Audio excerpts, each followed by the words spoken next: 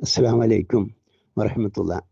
ഇനി ഞാൻ ഇപ്പം അല്പം മുമ്പ് പറഞ്ഞ ജിന്നവാദി ബഷീർ സാഹിബ് സി കെ കല്ലേരിയെ പറ്റി പറയുന്നു കേട്ടു നോക്ക്. ഞാൻ സി കെ കല്ലേരിയായിട്ട് കുറെ മുമ്പ്, വർഷങ്ങൾക്ക് മുമ്പ് ഈ വിഷയം നിർത്തിയതാ.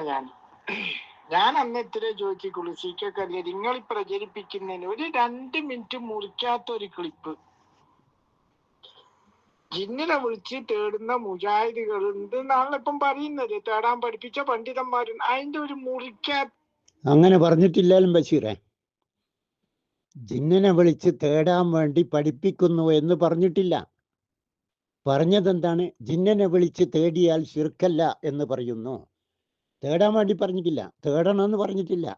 ഇതൊക്കെ നിങ്ങൾ സാധാരണ ഞങ്ങളങ്ങനെ പറഞ്ഞിട്ടില്ല, ഞങ്ങൾ തേടാൻ വേണ്ടി പറഞ്ഞിട്ടില്ല, തേടണമെന്ന് പറഞ്ഞിട്ടില്ല, അങ്ങനെയൊക്കെ ഇതൊന്നും നമ്മൾ പറഞ്ഞിട്ടില്ല.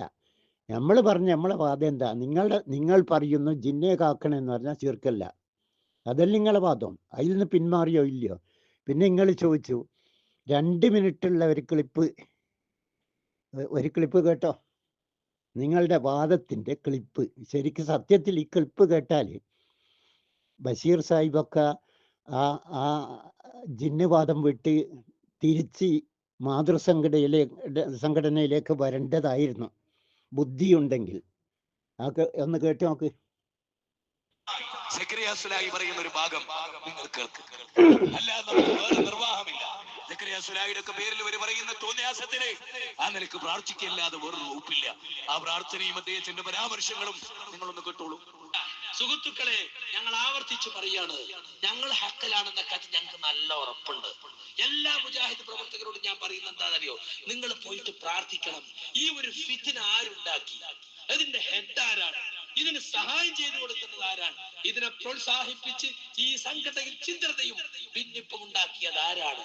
അവർക്കെതിരിൽ നിങ്ങൾ പ്രാർത്ഥിക്കണം. പടച്ചവനെ അർഹമായത് കൊടുക്കണേ. ബാപ്പയും മക്കളെയും തെറ്റിച്ച, ഭാര്യയും ഭർത്താവിനെയും തെറ്റിച്ച, ആങ്ങളെയും പെങ്ങളെയും തെറ്റിച്ച, തൗഹീദുള്ള കുടുംബത്തിൽ ചിന്തയുണ്ടാക്കിയ ഈ ഫിത്നയുടെ റഈസുൽ ഫിത്ന ആരാണ്? അവന് അർഹമായത് ദുനിയാവിൽ കൊടുക്കണേ, ഞങ്ങൾക്ക് മുമ്പിൽ കാണിച്ചു തരണേ എന്ന് പ്രാർത്ഥിച്ചോളികൾ. സക്കരിയക്ക് തട്ടിക്കോട്ടെ, ഹുസൈൻ സലഫിക്ക് തട്ടിക്കോട്ടെ. സക്കരിയാസുലായി പറയുന്ന ഒരു ഭാഗം നിങ്ങൾ കേട്ടല്ലോ. മുജാഹിദ് ബാൽശ്ശേരി പറഞ്ഞത് കേട്ടല്ലോ. അത് കട്ട് ചെയ്ത ക്ലിപ്പാ അല്ലല്ലോ, കട്ട് ചെയ്ത ക്ലിപ്പല്ലല്ലോ അത്. മുജാഹിദ് ബാൽശ്ശേരി ഇതാ സക്കറിയ സലായി പറയുന്ന കേട്ടോ എന്ന് പറഞ്ഞിട്ട് കേൾപ്പിച്ചു. സക്കറിയ സലായി എന്താ പറഞ്ഞേ? ശാപപ്രാർത്ഥന. എങ്ങനെ പ്രാർത്ഥിച്ച്? ബദർ യുദ്ധത്തിൻ്റെ അന്ന് കൈബാലയത്തിൻ്റെ കില്ല പിടിച്ചുകൊണ്ട് അള്ളാഹുവിനോട് മക്കാ മുശ്രിക്കുകൾ പ്രാർത്ഥിച്ചു, ഞങ്ങളതാണ് തെറ്റിയെങ്കിൽ ഞങ്ങളെ നശിപ്പിക്കണേ, മുഹമ്മദിൻ്റെ അതാണ് ശരിയെങ്കിൽ മുഹമ്മദിൻ്റെ നിലനിർത്തണേ. ആ ഒരു പ്രാർത്ഥന നമ്മളിപ്പോൾ 1400 വർഷങ്ങൾക്ക് ശേഷം വീണ്ടും കേട്ടു. എന്നിട്ട് എന്താ ഉണ്ടായേ? ബഷീറെ, ചിന്തിച്ചാൽ തിരിച്ചു വരേണ്ടതായിരുന്നു. പ്രാർത്ഥന അള്ളാഹു സ്വീകരിച്ചു.